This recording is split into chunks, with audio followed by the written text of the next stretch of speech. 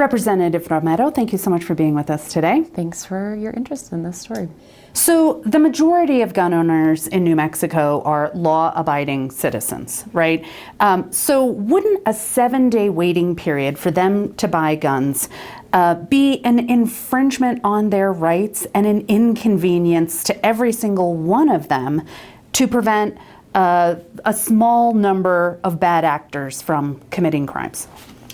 Well, I think firstly, it's not unconstitutional to have a temporary waiting period, in particular because we're trying to do a few critical things. One is that we are trying to close a loophole for those who haven't received a verified background check from our federal system, and make sure that those folks do, and have that waiting period in place to make sure that that background check is done. And two, this is a critical waiting period for those in a crisis. For those that might do harm to themselves or others, we believe 7 days is a good enough buffer to really make sure that that person, should they be purchasing a firearm to harm themselves or others, can really have that cooling off period or that time to think about it.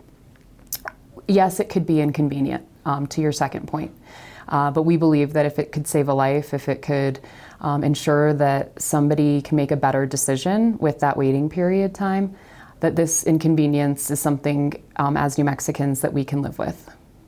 Well, let me ask you this. Why do we need a week to accomplish a background check?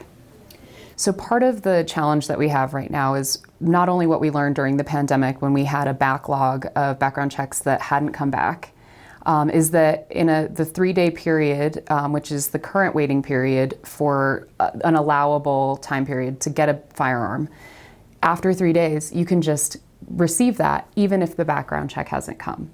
One of the challenges that we know in New Mexico, we're the most rural state in America.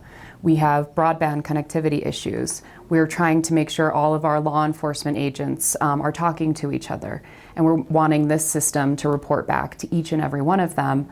The more time that we have to check and balance that entire process and flag anyone that could be purchasing a firearm after that 3-day period, that they don't just simply receive it. So that critical waiting period ensures that those checks are in place.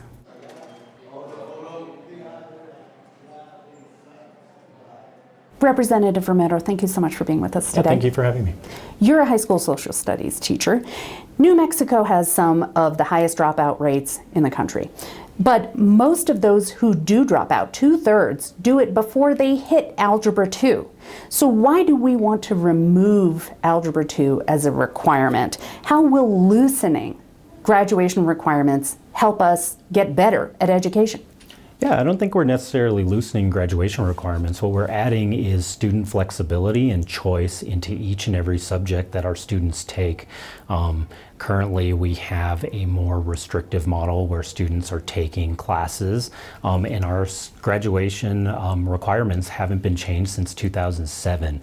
So it's been a long time coming, but in each of those subject matter, students are able to pick a class that they are most interested in, their math classes, in their science classes, in their social sciences. They're able to pick classes that are super important to them and that they feel that they have that autonomy and flexibility and to make school meaningful for themselves. Now, I'm going to confess a grave bias here in my reporting. I am hugely biased against Algebra 2, which I barely passed.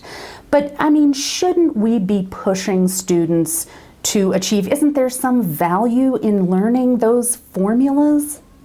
Yeah, so I think within Algebra 2 is typically taken their junior year or beyond, even senior year. But a lot of the tests in the state that they don't require Algebra 2, and students tend to take those tests before even taking Algebra 2 as a class currently.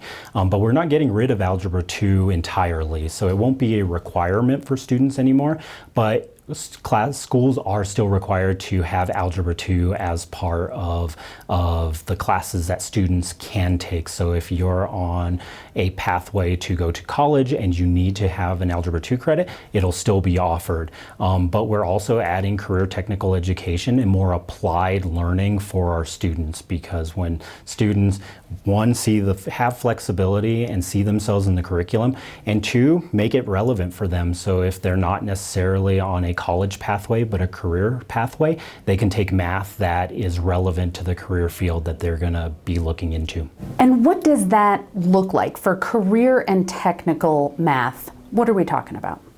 So in a lot of trades requires lots of geometry, physics, so it's very intensive, and it's all applied learning. And we've also found through our studies throughout the years and looking at the research is that applied learning is that much more impactful at garnering student attention and retention rates in terms of what they're learning. They're better able to retain what they're learning.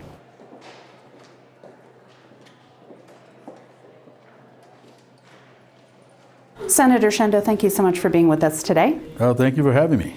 Governor Michelle Lujan Grisham has an ambitious climate agenda this session, and you are carrying some parts of that. You have one proposal that would give tax credits for electric vehicles and charging stations. Critics call it the I-25 bill, saying it's really going to help commuters between Albuquerque and Santa Fe. Why should the rest of this state bear the financial burden of tax breaks that help Albuquerque and Santa Fe? Well, I think one of the things that we're trying to do is make all of New Mexico, electrify all of New Mexico along all of our corridors, because we are a tourist state, and I think many of these folks that have opportunity to move out to or visit some of our rural areas, need charging stations, and hopefully incentivize some of our rural communities to also invest in electric cars. And I think that's an important piece. In fact, I know there's an EV station at Zuni Pueblo now. I know there's a EV station in Jemez Pueblo, and I think many of these areas also, hopefully, as we make that investment as a state, will not only serve the corridor of I-25 and I-40, but also the rural areas, and I think that's important. Another proposal would give tax credits for manufacturing components that go into wind and solar energy production. How much will this cost, and what are we going to get for it? One of the things is what we're trying to incentivize. As the Biden administration is trying to onshore a lot of development, particularly in solar energy and wind. And so this tax credit will allow companies to be able to take that advantage of that. And we're trying to mirror the federal law with ours as well. And so hopefully this will help bring at least some of that manufacturing to New Mexico. Right now, the bill has it at 25 million or 20%, whatever is less. And so that's the incentive that we have for the companies. Thank you so much for talking to us today. Thank you.